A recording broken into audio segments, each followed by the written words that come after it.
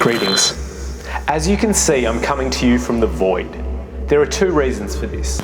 One, this is the only place in existence that is truly safe from the scourge of the coronavirus and offers a brief respite from face masks, hand masks, and my contempt for joggers. And two, this is the portal through which I transcend space and time and enter the quarantine zone to interview my next guest. Young Kimber Sykes has been locked down, breathing nothing but recycled air and probably eating nothing but sausages for the last 10 days since returning from Amsterdam amid Covid chaos. Join me now as I easily break God's feeble laws of physics as well as those of the police state and join him on his couch at the Wentworth Travelodge on my terms. Well, Kimber. Thank you very much for having me in your lavish suite. How many stars are we talking here? Is this the 5-star hotels they've been talking about? The newspaper. Not quite. This is 3 bacons out of 5. Yeah, it looks a bit it looks, I wouldn't say prison-y. I wouldn't say that. But does it feel like that? It's not.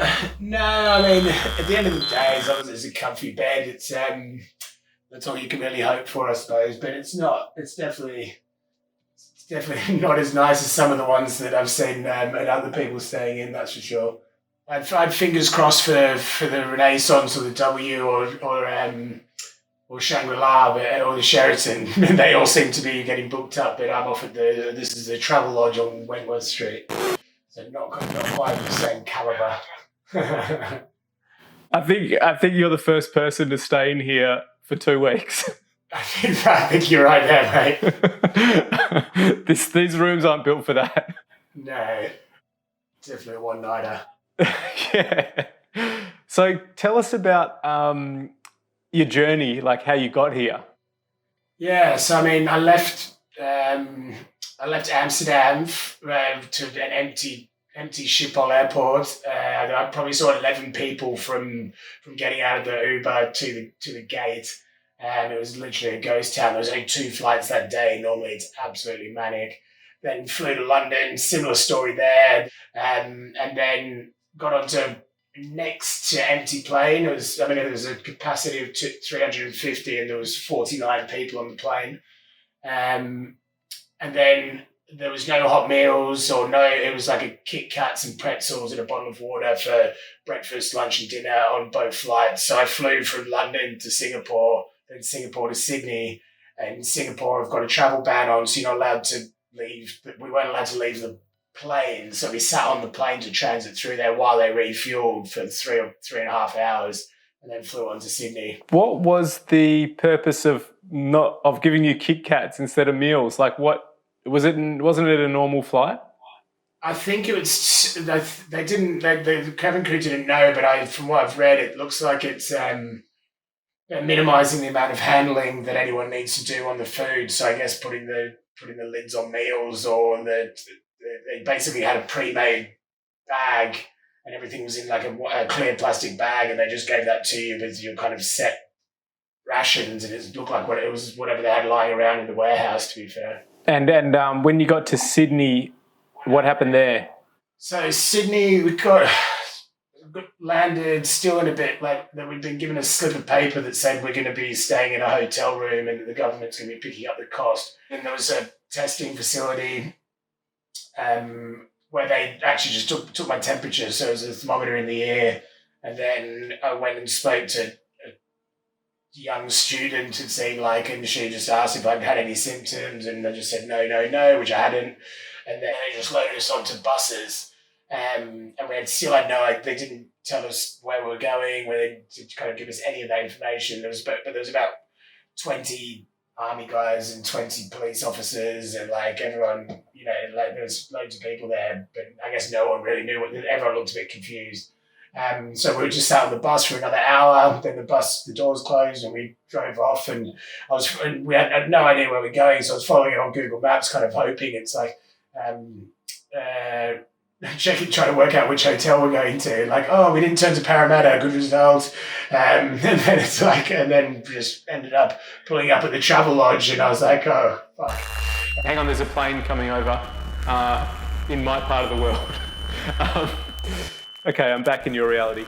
Can you tell me about your SketchUp drawings that you did, and tell us about the thinking behind that? I change the room each morning to make it seem like I'm not in the same place for the 24 hours. So I kind of move the furniture around and so I did it in SketchUp first, so I wouldn't need to do too many movements. So I modeled the room with a laser measure and just got all of the things, built the model, and now then I move the furniture around in that and work out what layout I want for the day, depending on whether I'm doing exercises or it's currently set up in jigsaw mode.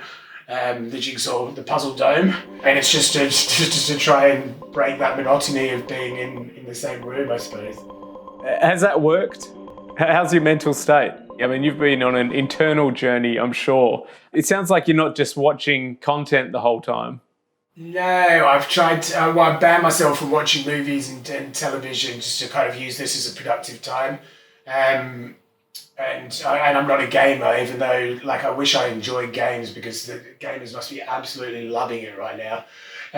But my mental state, I mean, I came in red hot and was just really motivated and just ticking boxes.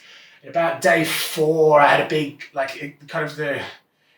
everything set in a bit and I got a bit emotional and just kind of, it was a bit, I was like, 10 days left, this is gonna be rough. And then since then, actually, it's picked back up again, and now I'm it's currently almost the end of day 10, so 3 full days time I'm out of here. So almost thinking that the kind of Stockholm syndrome's coming in, and I'm gonna miss isolation once I leave. I've kind of got used to it now, and I've got my rhythms going, and the mental state's good. It's worked whatever I've been doing. I'd be glad to get out and I'll go straight to the beach, but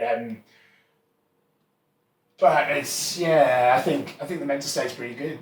The thing that struck me when you first told me you're in there and you didn't have fresh air, that sounded like cruel and unusual, lockdown conditions. What's that been like? Are you going stir crazy at all? You've spoken about being sad, and now you're in the rhythm, but does it feel like you're trapped? Yeah, definitely the fresh air thing.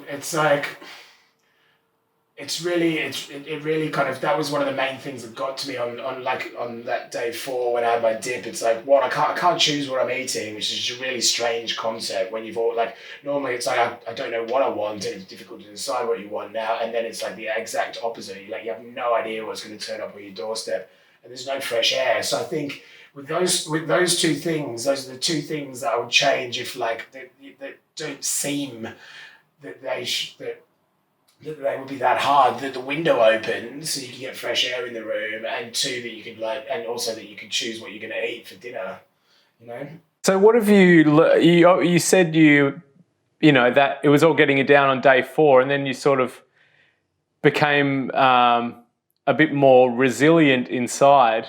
What have you learnt about yourself during this?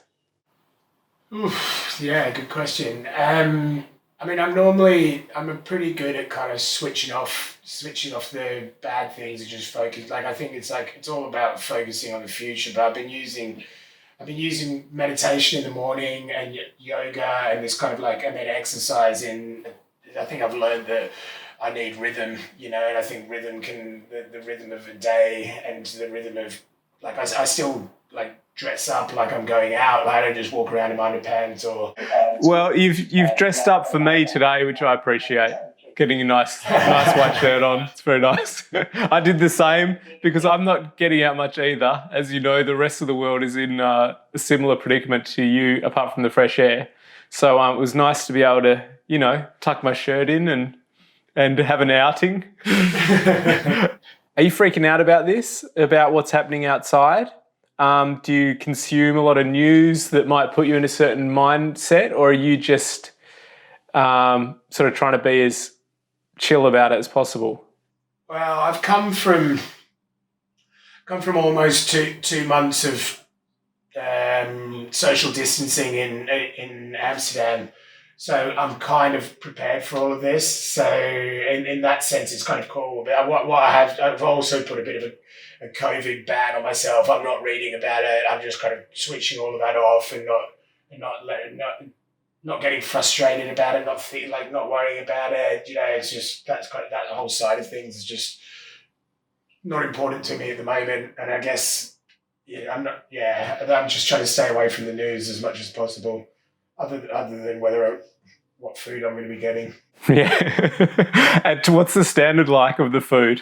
It's been getting progressively better, I was saying, because it was such a rush thing and a rush contract. When the hotel isolation was announced, they didn't have all of the, they didn't have the meat to make 700 meals, and they had to order everything. So it took about 5 to 6 days for the meals to start improving. But the last 3 or 4 have been pretty decent. They've got a chef and preparing them all and doing the menus. I mean, it's not the healthiest, but I think what they were saying in their response to my email was that they're trying to order local produce and this, that, and the other, but it's just taking time because they'd order this stuff months in advance, and now they're having to order it as of a week. So I think once they get set into the rhythms, I think there's been a noticeable progression of the meals increasing. And have you sound like you've got a pretty good attitude about it. Have you felt at any stage like chucking a tantrum, like this is unfair? Or have you is this what you see as your civic duty?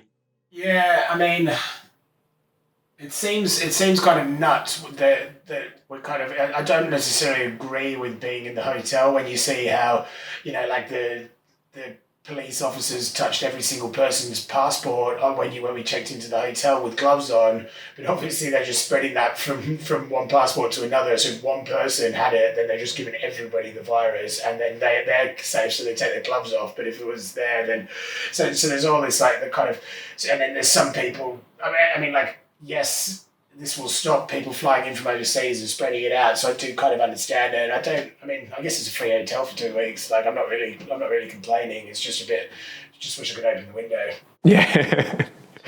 Have you thought about people who are in prison at all during this? Have you sort of gained any empathy towards people who are stuck for a lot longer than 2 weeks? Well, I was actually thinking they have it better than us because they get yard time and they're allowed visitors. But, they're allowed outside. Yours is a bit less rapey, which is kind of good. Yeah, it's a bit safer here. Well, Kimber, thank you very much for having me in your room. And I think I'm going to transmogrify out of here. And I'll see you on the other side.